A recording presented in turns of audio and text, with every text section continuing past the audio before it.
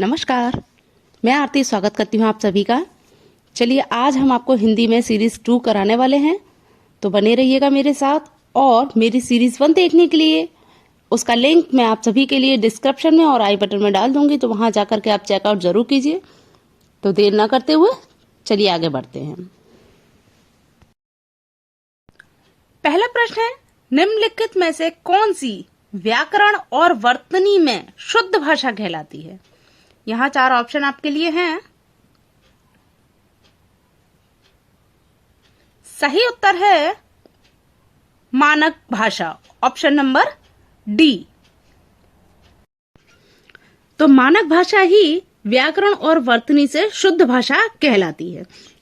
बच्चों, हम मानक भाषा को और भी कई नामों से जानते हैं, जैसे कि परिनिष्ठित भाषा, साधु भाषा, नागर भाषा, और इंग्लिश में हम इसको कहते हैं स्टैंडर्ड लैंग्वेज। नेक्स्ट ऑप्शन है साहित्यिक भाषा। तो साहित्यिक भाषा भाषा के लेखन में उपयोग की जाने वाली भाषा का ही एक रूप होती है, और यह आमतौर पर भाषा की एक बोली या मानकीकृत रूप ही होता है। ठीक, नेक्स्ट है बच्चों ऑप्शन नंबर बी, मातृभाषा। तो मातृभाषा क्या होती है? जब मनुष्य जन्म लेता है तब से जो पहली भाषा वह सीखता है उसे हम उसकी मातृभाषा कहते हैं। संपर्क भाषा। संपर्क भाषा वह होती है जो किसी क्षेत्र, किसी प्रदेश या फिर किसी देश के ऐसे लोगों के बीच पारस्परिक विचार विनिमय का कार्य करती है जो कि एक दूसरे की भाषा को नहीं जानते हैं। चलिए अगले प्रश्न की तरफ बढ़ते हैं। पुरानी हिंदी, उर्दू, अंग्रेजी के मिश्रण से उत्पन्न भाषा कौन सी है? तो ये 4 ऑप्शन आपके हैं,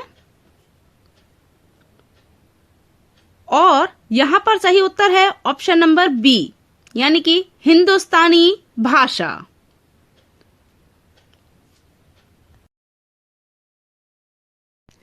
हिंदी भाषा का उद्गम और विकास, यह एक पुस्तक का नाम है। इसके लेखक का नाम बताइए। ये आपको 4 ऑप्शन दे दिए गए,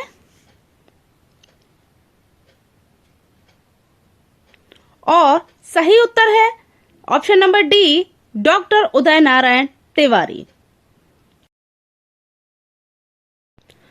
आधुनिक भारतीय आर्य भाषा का काल कब से कब तक है? 4 ऑप्शन आपके लिए।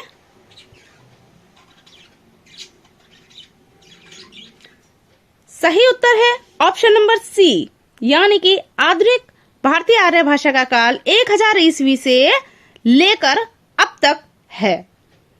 यहां पर मैं आपको ये बताती हूं कि प्राचीन भारतीय आर्य भाषा को जो काल था वह था 1500 ईसा पूर्व से 500 ईसा पूर्व तक। ठीक, और मध्यकालीन भारतीय आर्य भाषा का जो समय था वह था 500 ईसा पूर्व से 1000 ईस्वी तक।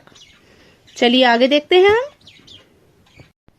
नेक्स्ट है, देवनागरी लिपि का सर्वप्रथम प्रयोग कहाँ हुआ था? और ये रहे आपके 4 ऑप्शंस। इनमें से सही उत्तर है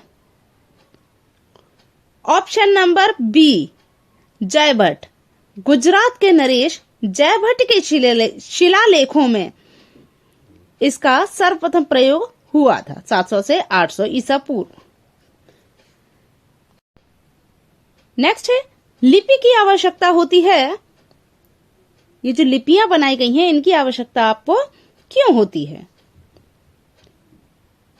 4 ऑप्शनों में से सही उत्तर है ऑप्शन नंबर सी, भाषा लिखने में। जब हम भाषा को लिखते हैं तभी हमें लिपि की आवश्यकता होती है। चलिए आगे चलते हैं हम। वर्तमान हिंदी किस लिपि में लिखी जाती है?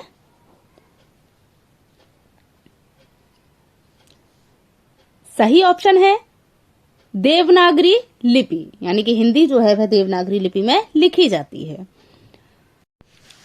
अंग्रेजी, फ्रांसीसी, जर्मन आदि रोमन लिपि में लिखी जाती हैं, और खरोष्ठी लिपि यह एक प्राचीन भारतीय लिपि थी जो कि अरबी भाषा की तरह, अरबी लिपि की तरह से दाएं से बाएं लिखी जाती थी।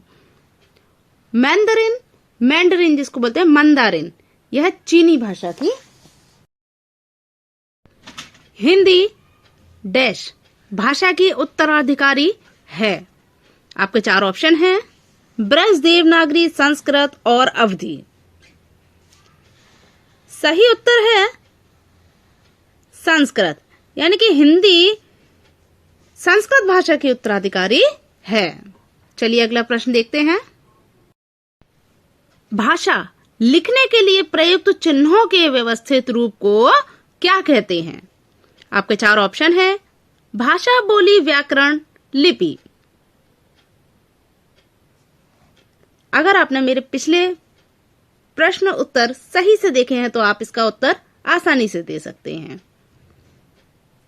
तो इस प्रश्न का सही उत्तर है ऑप्शन नंबर डी, यानी कि लिपि। चलिए आगे देखते हैं। हिंदी को विकास प्रदान करने वाली भाषा है। आपके ऑप्शन है और सही उत्तर है ऑप्शन नंबर बी, अपभ्रंश।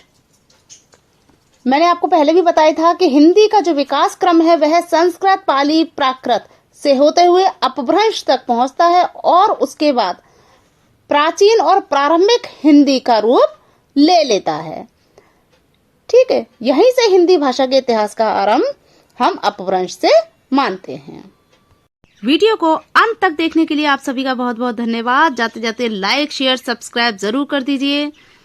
मेरी अन्य वीडियोस को देखने के लिए क्लिक करिए और डिस्क्रिप्शन में भी आप जा सकते हैं, वहां पर मैंने लिंक दिए हुए हैं, तो जाइए और वीडियोस देखिए।